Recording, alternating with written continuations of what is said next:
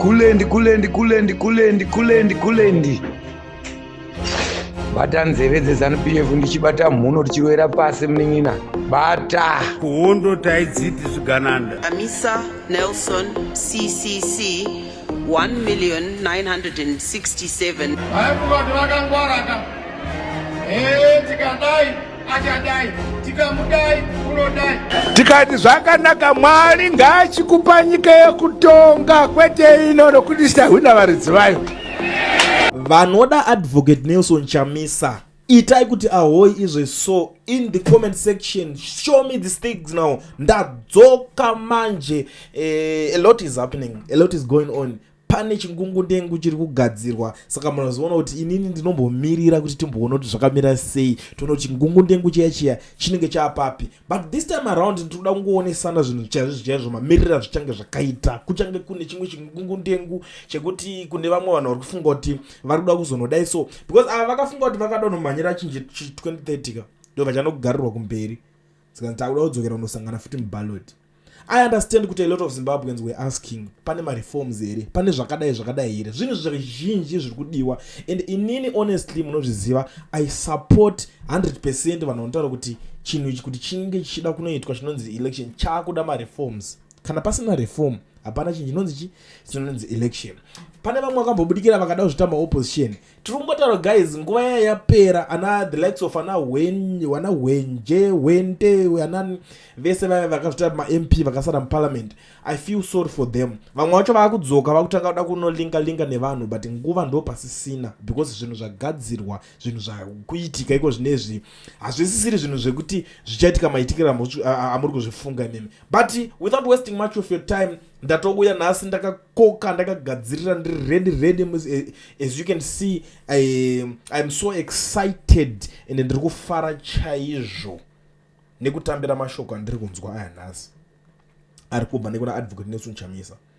Zvinhu zvakataurwa nezuro, but inini ndombopawo vamwe nguva kuti mutange mazvidigesta, ndozoya ndozvianalyza, ndobva ndazoya ndotanga kushandisa chimonya changu cheche chemubrain ndichida kuti aiwa vanhu kana mushinge manzwa kare ka tochionesana kuti pari kunzi kudii. I understand vamwe vanhu vakawanda vari kucomplaina kuti guys, problem one yatiri kuita netimu yese yana Chamisa ndiri kuti havasi kutaura zvinhu zvavo straight zvatokwanisa kunzwisisa. Toita sei kuti tinzwe? Hatisi tese tinonzwa madimikira whatever zvezvitaurwa nevanhu, but listen, chingotry kungova patient.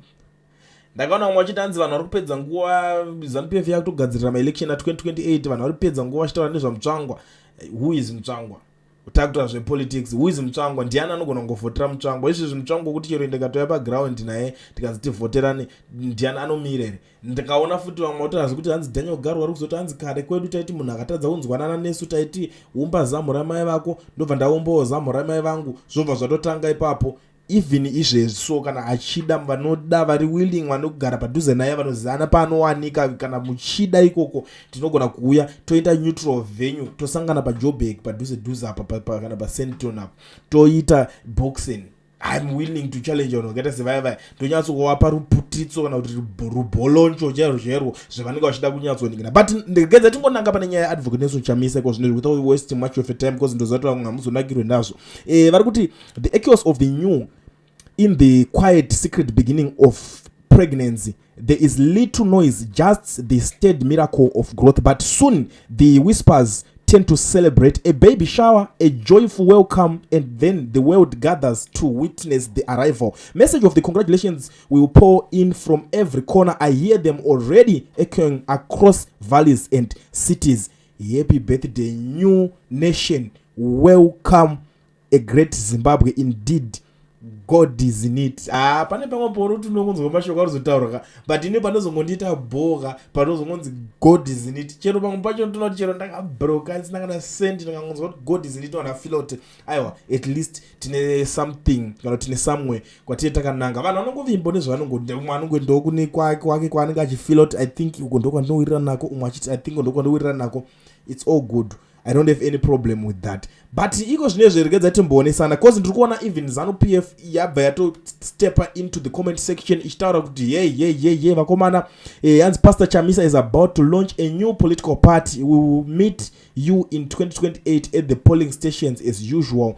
We will retain power. Ndo mashoko ari kubva kuZANU-PF. I don't know kuti ZANU-PF yakambobvira ikawina power here kana kuti yakambowina election kumuballot kubva pana 1980 paya maballot avo ari kunzi akatakurwa akaendwa nawo kuBritain because vanga vadyiwa, but because of zvinhu zvekuti vaingoti aisitora kungoshanda zvakanaka vakazotanga kuda kuzonovhurika kumberi, but vanhu vakatowina vanga vatoripo kudhara since 1980. ndo zvinhu zvinenge zvingotaurwawo nevanhu vanga vachitoita zvinhu zvacho. ini nangu pana 1980 apa kandandisandapo pa 1980 but dai ndanditoripo ipapo ka maindiguta dai ndikutotaura first hand information izvo so, but vainotaura vanoti hands kwakusina. Now a lot of people are commenting vamwe vari kuti right Chamisa, start with a constitution, a clear manifesto and clearly laid out an accessible party policy document. You need to shadow ministers, get a civil engineer to shadow Ministry of Roads and Infrastructure to practically engage us on a realistic plan that is executable, not pipe dream. Mashoko ari kubvawo kune mumwe zvimwe zvinonge zvitaurwa nevanhu. You know one thing that I like about maZimbabweans, kune vanhu vane pfungwa dzinoshanda, vanofarira kuadvisa vamwe. I like them very well zvekutodaro, but inini zvangu ndirisene zvangu honestly kuti uzoadvisa, because people like ana Chamisa vane 20 something years vari into politics. 20 something years is not a joke. Unenge wane experience, unenge wadzidza zvakawanda, unenge wane maways ekutoziva kuti zvinhu izvi ndikada kuzviendla so kana ndikada kuteerera zvekutaurwa nemunhu uyu kwayo ndiona kurasika, kana kuti izvi ndikateerera uyu ndinogona kungoramba ndiri musame pipeline munzira imwe chete iyoyo, you know. Saka it's always good, but inini zvangu ndiriseni kwa uchidonipa advice about anything jene nchita ndinongoti it's good zvori kundiudza, but ndokumbira kuona zvako zvori kuita kuti ndikwanise kuita se kuona kuti zvinoshanda, because pane zvimwe zvokuti vanhu unozoteerera the way vanoda. Vanhu vane mararami even pakurarama chepa vane mararamiro avanoda kuti iwo urarame uchiita handiti, but vachitomatadza kumaita mararamiro avo iwayo avanoda kuti uite iwewe palife dzavo ivo. Saka ungazovagona sei vanhu? Ndome mamwe maissues ka acho atinetiri kurinda, but aiwa isusu tinenge tiripo tichingorova. Mwari kuti I wish we could have someone like Ibrahim Traore, someone who cares about his country so much that he shuts the noise from the world and focus on his own people. Instead, these riddles you are writing here are just not enough to make Zimbabwe great again. I don't know how. Listen, Chamisa is a politician. I don't know problem yamunayo mimi mazimba ndeye kuti chi. Zvahari a politician nzira yake akaona yaanokwanisa kuswera achinetsana this ruling party ndeye kuti anokuti hande challenge ana kuballot. That's all. Zvekurova nezvo azvikwanise. Zvekutangana zvimwe zveya zvekuti zvodo zvemakhu zvezve haana access yekuti akwanise kuita zvinhu izvozvo. That's it. Zvimwe zvese zvamuningatozofunga henyu rinenge ratongovawo drama, but chokwadi chechecho ndo chandatokuudzai. Chamisa haana access yezvibhakera zvekurovana neZANU-PF, haazvikwanise izvozvo, but nzira yaanokwanisa kurovana nayo muballot achitanzi teida kuti zvido zvevanhu ka 50 fair but tichita kuti huyai nevanhu vako ndini vanhu vangu uchivhoterwa adiwa aita se arambwa navanhu zvatopera. Mwari kuti hanzi zvemavhesi zvega hazvishande. It has been empirically proved, and recently in Malawi even the Bible say kutenda kusina mabasa kwakafa. Indeed, a new baby is long overdue in the political landscape of Zimbabwe, and new blood is what is required. Kwete mbwende mashoko ari kubva kune mumwe womunhu. I don't know kuti mbwende ndiani. Zviri easy, you know, it's easy to criticize others, but mu life tune pakawanda pakafela. Inini hangu ndingoti shout out kune vanhu vaya vanongoita zvinhu zvisingafaile muupenyu hwavo. Ndoshuvirawo kuitawo semi zvangu ndiriseri zvangu honestly. Because chatoziva especially kuti munhu murume kufoira kwakawandisa, malose akawanda, but one day is one day paunozoita win yaka inovhara malose ese wakaita kumashure, and then boom wakutonakirwa nelife.